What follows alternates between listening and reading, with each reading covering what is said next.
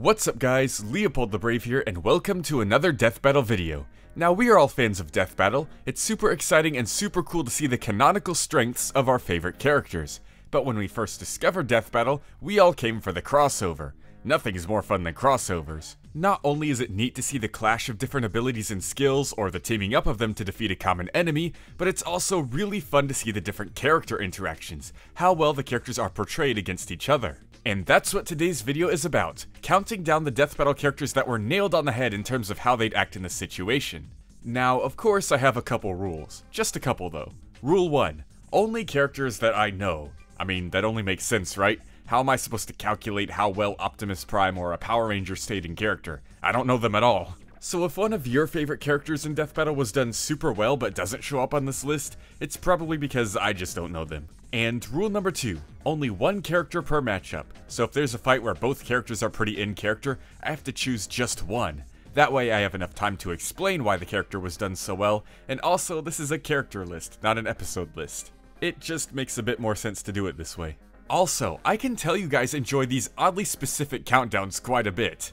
They're extremely fun to do as literally any episode has a chance of showing up, unlike a more general list like best 3D fights where you'd know stuff like Obi-Wan vs Kakashi or Ganon vs Dracula is going to appear. So in the comment section below, if you can think of any, let me know some super oddly specific topics you'd like me to make countdowns out of, and we'll see what I can do. But for now, let's dive into this list, the top 10 best character portrayals in Death Battle. Number 10 is Poe, in Iron Fist vs. Poe. Our first animated movie character, and they got it down to a T, even to the point where the whole fight itself felt like a scene straight out of a Kung Fu Panda movie. Even the soundtrack helped out. Makes me excited for when we eventually get Gru vs Megamind and have an AC/DC sound alike. With excellent writing and even more excellent voice casting, Poe really felt like himself, especially since they used everything he had, not just the stuff from the movies. Seeing him impressed with Iron Fist's training, watching him fanboy over all the moves, eating the bamboo, and then of course the slapstick. They didn't really miss a beat. Well, that is until the end. There's a tiny problem after defeating Iron Fist where Poe seems a bit too happy to have just murked someone. But the more I think about it, it's not that bad, as Kung Fu Panda 1 literally ended with Poe pulling the DreamWorks face, saying skadoosh, and then obliterating his master's adoptive son, and then going to tell him about it. But I can still see how some others would have problems with it, so it's a number 10. Number 9 is Clank, in Ratchet & Clank vs Jak and Daxter. I guess this one needs less explaining on why Clank is most in character, and more explaining on why the others aren't as in character as they should be. For Ratchet, despite what the 2016 reboot would have you believe, he's not just some generic hero with no personality. He actually has a pretty quick wit and can have a smart mouth sometimes. But in this Death Battle, he's actually pretty reserved. The only real memorable moment he has is his no in response to Daxter's mercy request. As for Jak, he acts like Daxter doesn't even exist in this battle. I don't think he even says a line to him, and he virtually doesn't react at all when Daxter gets blown away. And speaking of Daxter, he's actually pretty good. The voice just still really bugs me. I love Todd Abercorn, he voices Keroro in Sergeant Frog, one of my favorite characters, but Daxter here sounds like Mr. Incredible is squeezing his throat. And now we have Clank, who not only doesn't seem to have any noticeable flaws, but is also just really fun to watch. He calls Ratchet out on his bad piloting, he stays back and lets Ratchet do his thing until he sees an opportunity where he can help. He shows his usefulness as animation-wise he's pretty much the reason Ratchet won. And his voice was really well done. He's just really cheeky and charming, and I have the biggest smile on my face whenever I watch him in this Death Battle. Number 8 is Link, in Link vs Cloud 2. Now I know what you're thinking. How can Link be in character? He doesn't have a character to get into. But that's actually exactly why Link is on this list, because Link actually does have a character and personality. For some reason, people like to misinterpret Link as this great, mystical, wise, all-knowing, gentle hero who could do no wrong, because he's the savior of Hyrule. But that couldn't be further from the truth. Link is actually really playful, he's really fun, he can be mischievous sometimes, he can be clumsy sometimes. He's some dorky woodland elf boy who plays with fairies. And this Death Battle, aside from just using an impressive amount of Link's arsenal, was able to capture that personality and fun so well. Link hugging the bomb, high-fiving himself, smashing all the pots to get rupees. That's not just some lazy video game stereotype, it's something Link actually enjoys doing. It was just so enjoyable to watch, even though he did end up losing. And Cloud, while also portrayed well, like when he saved the pot that Link was trying to smash, just didn't have quite the same amount of moments to shine. Number 7 is Bayonetta, in Dante vs Bayonetta. And I know, gasp, I'm actually talking about this episode.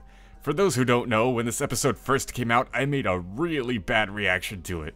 I was super salty, it was way before I knew how to properly versus debate, so I couldn't explain why Bayonetta should have won, and it was just no fun for anyone involved, and I haven't really talked about this episode since. But to be honest, it is a really fun episode, especially in terms of the characters. Bayonetta in this episode was just as I've always known her. She used so many of her iconic and cool weapons, her fight choreography and fighting style was super accurate to how she is in the games, she made all the innuendos, and she kept up her quick wit and personality even when pushed against the ropes. I especially like how she did absolutely nothing when Trish's motorbike was headed towards her because she knew Jean was coming and would take care of it. Super in character. I don't have too much to say on Dante's side because I've only played one Devil May Cry game and he bored me there but didn't bore me in this death battle. He was really fun here, so something must be up. Either way, after such a bad first experience with this episode followed by years of silence, it's nice to finally give it some compliments it deserves in the portrayal of Bayonetta.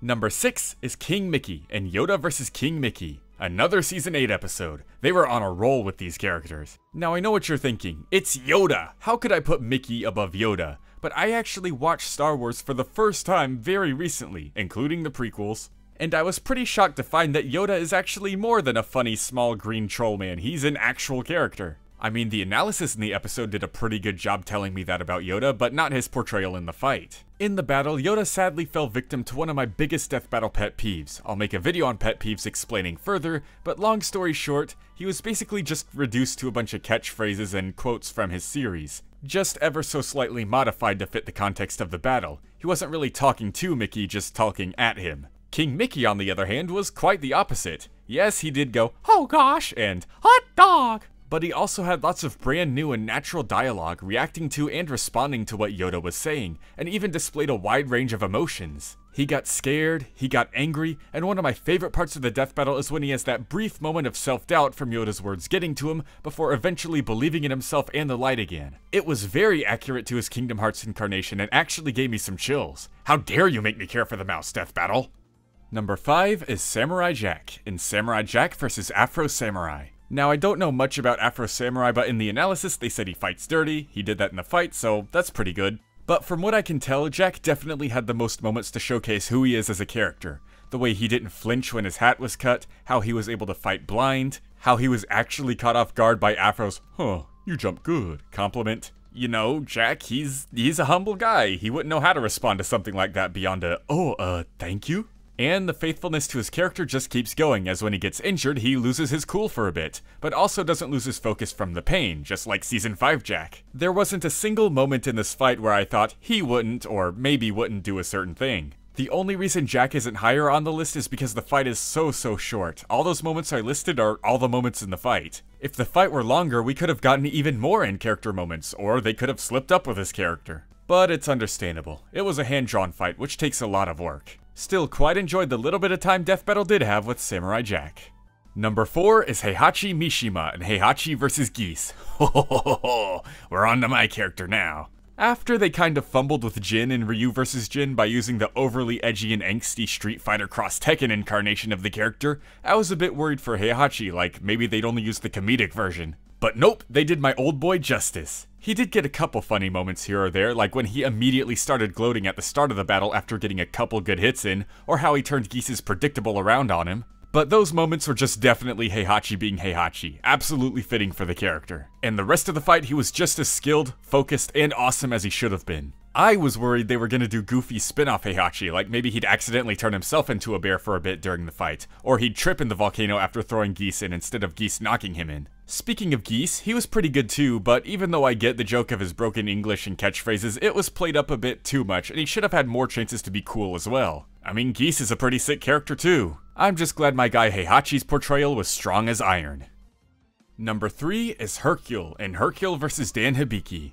And do I really need to explain this one? From his voice, to his countless excuses for his screw-ups, the way he cowers in fear at anything Dan attempts, even his surprise and disbelief in his own victory, it feels like he was ripped straight from the anime. He wasn't just acting like Hercule or talking like Hercule, but he was even thinking like Hercule too, as we heard his thought process. The only explaining that needs to be done for this entry is why not Dan, because he was fantastic too. He was as overconfident as he should be, he was as whiny as he should be, and his vocal performance by the late Brad Venable was so well done. The only problem Dan had in this fight was similar to Yoda's problem, just not as extreme. He thankfully wasn't just reduced to key catchphrases and quotes, but he was still pretty much in his own little world, not really interacting with Hercule. I think the introduction of the fight up until Hercule used his dynamite kick, which wasn't a very long period of time, were the only moments where Dan actually directly reacted to something Hercule said or did. The rest of the fight he was just kinda existing and doing things for Hercule to respond to. So that's another win for the World Martial Arts Champion.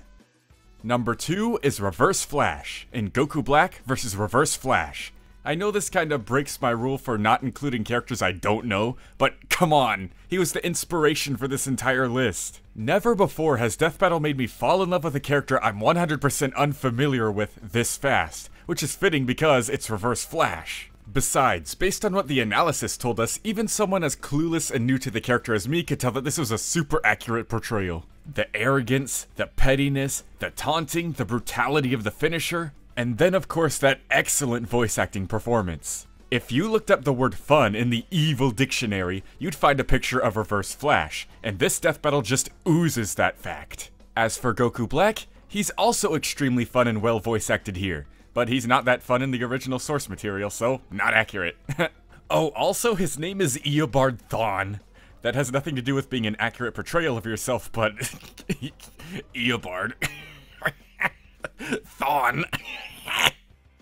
And number 1 is Solid Snake in Solid Snake vs. Sam Fisher. I still stand by the fact that this is the greatest death battle ever made. If there's one episode you can pretty much 90% expect to top or at least show up on these lists, no matter how oddly specific the topic is, it's going to be this one. Especially ones that involve the quality of the writing, the dialogue in the fight, the story and build-up of the fight, and of course, the character portrayals. Snake here was ripped directly from the games. His CQC combat, his stealth skills, his banter with Otacon, his dedication to the box, his dramatic flair, and they even got it down to his smoking problem. Sam and Grim were pretty good too with their back and forth, but nothing too special. And Otacon didn't wet himself, so Snake it is.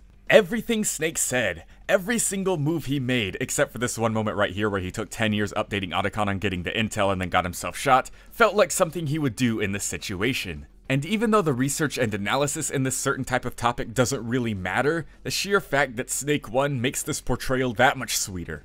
But let me know what you guys think. Who do you think are the best portrayed characters Death Battle has ever used? And once again, let me know some oddly specific topics you'd like me to make lists and countdowns out of. Be sure to leave them down in the comment section below, and I'll see you guys next time. Leopold the Brave, out.